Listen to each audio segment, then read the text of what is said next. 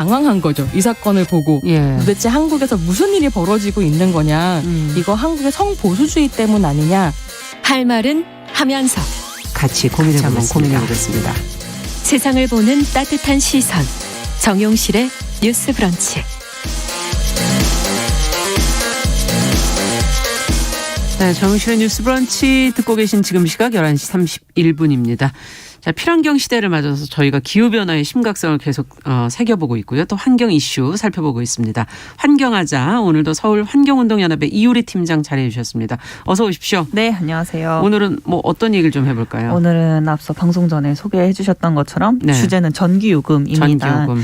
요즘에 고지서 살펴보시면 가장 많이 나오는 요금의 항목이 거의 대부분 가스비이실 거예요. 네. 저도 이번에 깜짝 놀랐거든요. 겨울에는 아무래도 많이 나오더라고요. 그렇죠. 난방 예. 때문에 어쩔 수 없을 텐데요. 여름철에 가장 많이 나오는 항목을 살펴보면 전기료 바로 아닙니까? 네, 맞습니다. 냉방 때문이겠죠. 네. 이 전기요금이 오랜 시간 동안 많은 문제가 있음을 여러 전문가들이 지적을 해왔었는데요. 네. 아무래도 모든 국민이 부담하는 요금이다 보니까 잘 안 바뀌는 게 실정이었어요. 이 전기요금에 어떤 문제가 있고 또 어떻게 바뀌어야 하는지 오늘 체크해보는 이야기 준비했습니다. 그렇군요. 전기요금 얘기하면서 이제 저희가 연료비 연동제 도입해서 전기요금이 상승할 거다 이런 얘기 작년에 했었던 게 기억이 나는데 네. 조금 다시 기억을 못 하시는 분들도 계실 것 같으니까 좀 잘 정리해 주시죠. 네, 맞습니다. 이미 한 1년 정도 이 전기요금 고지서에 이게 포함되어 있다는 것을 이미 알고 계신 분들도 계실 거예요. 예. 2021년 1월 전기요금에 기후환경요금이 포함된 고지서가 발급이 되었습니다. 원래 전기요금이 기본 전기요금이랑 그리고 전력량 요금이 이게 크게 두 가지가 네. 고지서에 포함되었었는데 원래 이 기후환경요금이 그 고지서에 원래 포함이 되어 있었던 건데 그동안 숨겨져 있다가 이 전기와 이 기후환경의 영향들을 알려야 된다라는 내용으로 작년 1월부터 고지서에 기후환경요금을 노출시키기 시작을 한 거예요. 네. 고지서를 보면 이 기후환경요금이라고 적힌 것과 함께 보이는 것이 연료비 조정액일 텐데요. 그렇죠. 이 제도를 연료비 연동제라고 부르는 것이고요. 그러니까 원래 원가가 그렇죠. 연동된다 이 네. 얘기인 거죠. 맞습니다. 네. LNG, 석탄, 유류처럼 전기 생산에 들어간 연료비를 전기요금에 반영을 하고 또 이걸 소비자들이 알 수 있게끔 하는 제도라고 보시면 지금 될 것 기름값이 같아요. 계속 오르고 있지 않나요? 그렇죠. 엄청 오르고 있을 거예요. 가스값도 지금 오르는 것 같고. 네, 맞습니다. 예. 이게 연료비 연동제가 시행이 되고 그동안 너무 저렴했던 이 전기요금이 예. 연료비를 반영함으로써 제자리를 좀 찾을 것이라고 기대를 한 바가 있었는데 네. 산업통상자원부랑 한국전력이 2021년 2분기에 이어서 3분기까지 전기요금을 동결하면서 사실상 이 제자리를 찾는 것이 영향이 굉장히 미미해졌던 내용이 있었습니다. 네, 그렇군요. 사실은 근데 또 이해는 되는 것이 코로나19가 장기화됐고 물가 상승이 지금 또 이어질까 걱정들이 많고 지금 힘드신 분들이 워낙 많으니까 맞아요. 네. 그러니 전기요금을 올린다는 것 자체도 참 그때 뭐 이거 많이 부담스럽죠. 쓰시는 분들이 주로 이제 일하시는 그 기업이나 자영업이나 하시는 분들이 많이 쓰지 않습니까? 일반 맞습니다. 가정이라기보다는. 그렇죠. 이렇게 네. 저도 앞서 말씀해주신 이런 문제에 대한 우려로 정부가 이런 전기요금을 동결한 입장을 모르는 바는 아니에요. 네. 네, 하지만 현재 우리 한국의 전기요금이 너무 낮아도 너무 낮다는 거죠. 그래요. 이 유가 즉 연료비는 계속 상승을 하는 반면에 네. 전기요금은 지난 10년 가까이 동결 상태였거든요. 그러니까 연료비 진짜 원가는 상승하는데 요금은 그대로인 거예요. 네. 네, 이런 요금의 상승분이 그냥 계속 동결이 되면서 이게 고스란히 한국전력의 적자로 기록이 되거든요. 그렇겠죠. 네. 그래서 이게 그리고 또 전기요금이 현재 수준이 너무 낮은 만큼 이 물가에 반영되는 이 미치는 영향도 굉장히 미미할 것이라는 분석도 있습니다. 그러네요. 이 기존에 하기로 했던 연료비 연동제를 만약에 3분기에 적용을 했다면 요금 인상분이 굉장히 미미할 것이라고 판단이 돼요. 월 평균 350kWh, 그러니까 거의 대부분 평균적으로 쓰는 전기를 쓰는 4인 가구 기준으로 네. 월 1,050원 정도가 더 부과됐을 것이다라고 보고 있거든요. 그러니까 사실 굉장히 미미한 거죠. 이 영향이 1,050원 정도가. 네. 네, 이 한전의 경영량이 악화가 되었고요. 2, 3분기 이 동결로 인해 가지고 그래서 더는 미룰 수 없었던 정부가 2021년도 4분기에 전기요금을 소폭 인상을 했고요. 적자 상황은 사실 회복세가 좀 더딘 수준이에요. 네.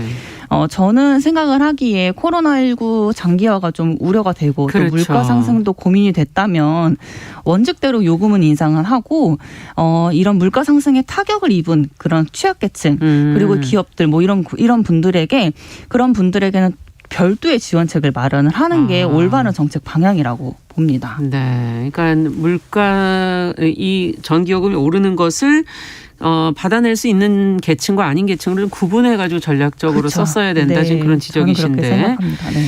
실제로 지금 전기요금이 싸다, 낮다 이렇게 얘기하시는데 네. 어느 정도 상황인지 조금 더 들여다보고 싶네요. 네, 우리나라 전기요금이 다른 나라랑 견주어 봤을 때 매우 싼 편이더라고요. 경제협력개발기구죠 OECD 자료를 네. 보면요.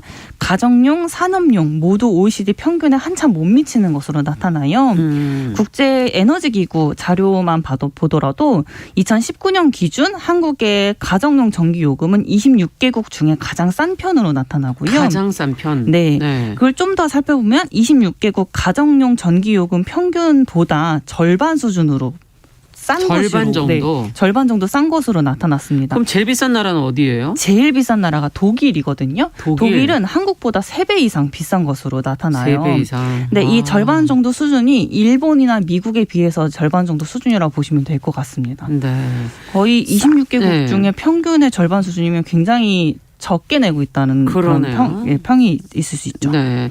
근데 저는 뭐 국민의 입장에서 본다면 요금이 싼 거 여태까지 다른 거는 나쁜 게 일인데 이런 거는 괜찮은 거 아닌가 이런 생각도 저는 하게 되는데 저렴해서 뭐가 문제인 겁니까? 이게 사실 저도 물론 네. 개인의 입장에서는 좋아요. 요금이 네. 싸면 좋죠. 그러니까요. 네, 하지만 이게 또 환경적으로 또 거시적인 관점에서 봤을 때는 문제가 많습니다. 어떤 게 문제인 거죠? 이게 이제 아무래도 경제적인 문제도 있어요. 전기 판매 사업자인 한국전력이 전기 요금으로 전력을 구입하는 원가도 충당하지 못해서 적자가 쌓이는 상황이 계속되고요. 네. 이런 문제가 그냥 한전의 문제만으로 나타나는 것이 아니라 결국 국민의 부담으로 고스란히 돌아오거든요. 언젠간 돌아온다. 그렇죠. 이 문제는 한전의 전 사장의 인터뷰를 통해서 확인할 수 있었는데요.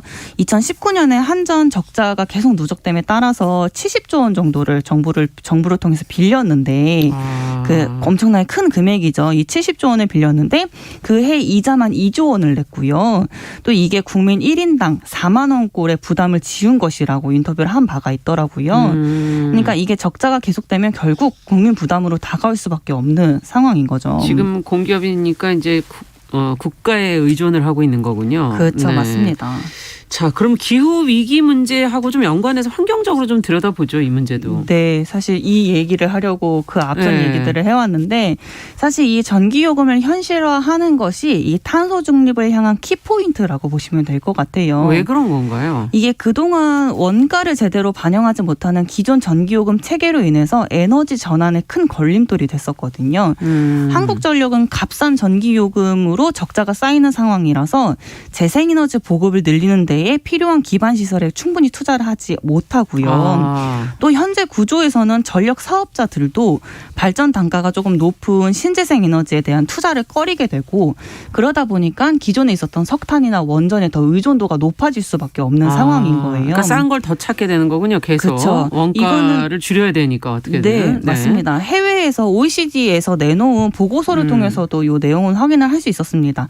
한국의 재생에너지 비중이 조사 대상 36개국 중에 가장 낮은 이 원인을 낮은 전기요금에서 찾았습니다. OECD에서 이런 보고서가 나왔어요. 그렇죠. 재생에너지 네. 비중이 낮은 것 자체의 원인이 전기요금이 싼 것에 있다라고 결론을 내린 거죠. 그렇군요. 그렇다면 어떻게 해야 될까요? 이게 또 최근 대선을 앞두고 정치권에서 전기요금 인상을 백지화하겠다는 이런 선심성 발언들도 계속 나오고 있는 상황이에요. 네. 그래서 이게 환경단체들의 환경연합에서도 기후위기 대응을 위해서 이게 전기요금을 현실화하는 것이 지금 현재 굉장히 필요한 상황인데 이런 퇴행적 공약에 마치 선심성으로 이런 공약을 함으로써 국민을 기만하고 있다면서 비판 논평을 낸 바가 있었어요. 네. 전기요금은 지난 수년 동안 환경 비용이나 사회적 비용을 충분히 반영하지 못한 이런 문제들이 반복되어 왔었고 네.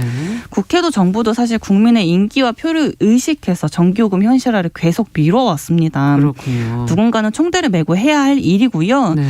단순히 표를 얻자고 전기요금 인상을 백지화한다? 이거는 정말 탄소 중립의 탄자도 모르고 하는 말이고요. 에너지 전환과 온실가스 감축처럼 국가 차원에서도 이 전기요금 현실화는 정말 시급한 문제라고 봅니다. 네. 아, 정치권에서는 참 표도 얻어야 되고 근데 이건 현실화를 해야 되는데. 네. 자, 환경하자. 오늘은 전기요금 문제를 환경의 관점에서 저희가 좀 들여다봤고요.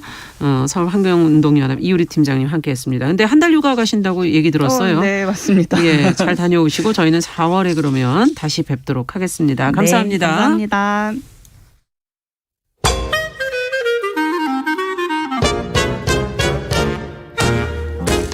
모두가 행복한 미래 정용실